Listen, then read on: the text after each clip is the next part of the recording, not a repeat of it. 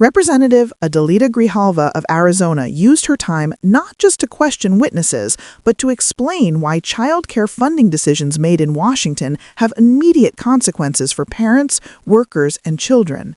And she did it by grounding the debate in decades of first-hand experience. Representative Grijalva of Arizona is recognized. Thank you, Mr. Chairman. I would like to ask unanimous consent to submit this article from the Center for American Progress titled Trump's Attack on Childcare Funding. Without objection. Thank you. I was on a school board and served for 20 years on a urban school district, Southern Arizona's largest school district. And one of the first things that we did is work to address preschool and early childhood education issues because it's so critical. And then when I was on the Board of Supervisors, we did the same thing in Pima County, being, I think, the first county in Arizona to subsidize childcare and early childhood education because we know it's so important. One of the things that we're focusing on here is employers and how they fill in some of the gaps. So I'm wondering, I'll address this to Ms. Matsui. Today's hearing focuses on childcare, but care for the youngest infants is the most expensive and least accessible to parents, also has the most limited number of slots available. We do not nationally guarantee parents access to paid parental leave, which means many parents are forced to forego paychecks just as they welcome new members into their families. Mothers are forced to return to work long before their bodies have healed from labor. And so I'm wondering if you could speak on how the current system, employer-provided parental leave, impacts parents. Thank you for the question. As you know, paid leave is very tightly connected to childcare. Both of those are necessary supports for families, for workers who are trying to balance their family and workplace obligations. Unfortunately, in this country, because we don't have a comprehensive paid leave program, less than 20% of employees have access to paid leave, and as a result, as you noted, that really puts them in a bind. They can't care for themselves, they can't care for their youngest children at home if that's what they want to and can afford to do. And at the same time, there aren't a lot of spots for infants and toddlers where they can have their children cared for when they go back to work. Yeah. Various states and local municipalities have experimented with offering paid parental leave. How do these policies impact parental employment? So I think what we've seen around the country is that when supports are available for parents, they take advantage of them because they need them. And I think one other thing which connects paid leave policies, the support that they've received in states to childcare, is that there are, as you know, states that have made significant investments in childcare, but it shouldn't matter where a family lives or who they work for so that they can access the supports they need to care for themselves and their families and go to work. I think we all can agree that employers, when they know that their children are in safe spaces, that they're learning and happy, that they're happier people, you're able to go to work without this sense of dread because you know that your child is going to be well taken care of. And I think that we all can agree that we need to expand more opportunities for that to happen for every person that wants to work and also, have a family. So over the past few weeks, we've seen the administration take action over alleged or suspected fraud in federal child care payments. Thankfully, courts have paused the administration's freezing of this funding, despite no independent investigation by the federal government and despite the state child care agency contradicting allegations. Without producing concrete evidence of fraud, the Trump administration tried to freeze child care funds for 5 states. They also instituted Defend the Spend for remaining states, which I hear is causing major delays in states being able to access funds.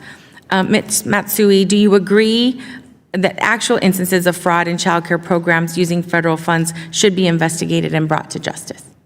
Thank you for the question. It's a really troubling situation, and the important thing for us to focus on is that the Trump administration's response really threatens significant harm to hundreds of thousands of children, to families who rely on child care, and also to providers. Freezing funds for entire states on unsubstantiated allegations has created, even though there's a court order, has created significant uncertainty and delay and fear, both amongst providers and for parents. Parents don't know if they have childcare, so they can just go to work and feed their families. And providers are worried about being able to keep their doors open. I think the other thing just to note is that allowing and taking fast, unprecedented action like this on unsubstantiated allegations really has given license to kind of vigilantes to go to childcare providers, both in Minnesota and in other states. We really do not want a situation where random people are knocking on providers' doors and asking to be let in. It creates significant harm and fear, not only for providers and childcare teachers, but also for the children in their care. So fraud is obviously significant and important, and when there are substantiated allegations, it's important for states to investigate. There are procedures and processes in place. There are also measures in federal law, and those are what should be followed rather than wholesale freezing funding to entire states. Thank you so much for your insight, and I yield back. Grijalva began by entering an article from the Center for American Progress into the congressional record titled "Trump's Attack on Childcare Funding."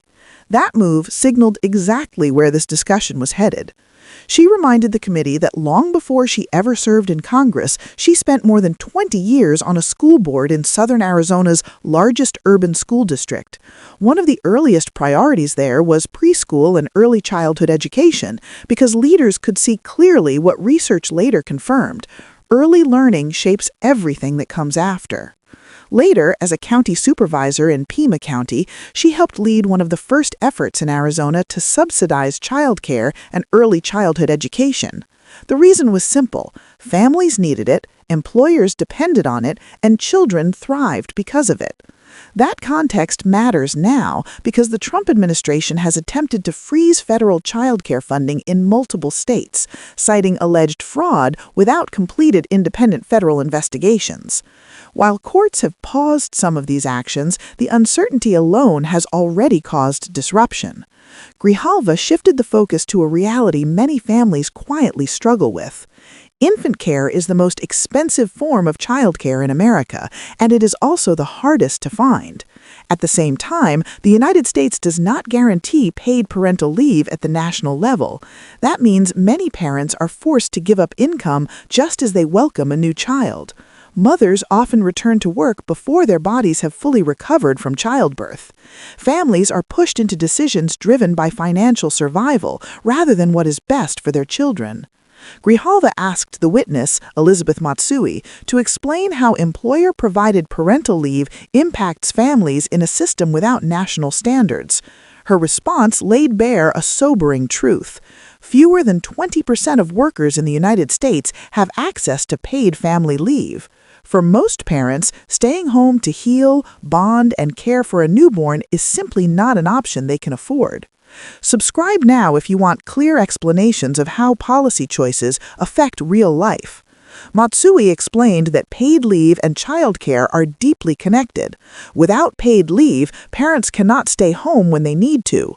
Without childcare, they cannot return to work when leave ends. The system breaks families from both directions. Grijalva then asked about states and cities that have adopted paid parental leave policies. Do these programs actually help parents stay employed? The answer was yes. When supports are available, parents use them because they need them. States that invest in childcare and paid leave see more stable employment and better outcomes for children. These policies do not reduce work, they make work possible. Courts have temporarily paused the freezes, but Grijalva pointed out that delays remain, especially due to new defend the spend requirements imposed on other states, slowing access to funds families rely on. She asked a direct and fair question. Should actual instances of fraud in childcare programs be investigated and prosecuted? The answer was unequivocal. Yes, fraud should always be investigated and held accountable when proven. Matsui raised another deeply concerning consequence.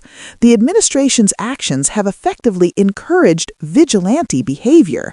In states like Minnesota and others, individuals have shown up unannounced at childcare centers demanding access, creating fear among staff, parents, and children. This is not oversight. This is intimidation. She emphasized that there are already legal processes for investigating fraud. Federal law provides clear tools. States have established procedures. What is unprecedented is freezing funding for entire states, disrupting care for hundreds of thousands of children without first establishing verified evidence. Grijalva closed by underscoring what is at stake. Childcare is not an abstract policy issue. It is the foundation that allows parents to work, children to thrive, and communities to function.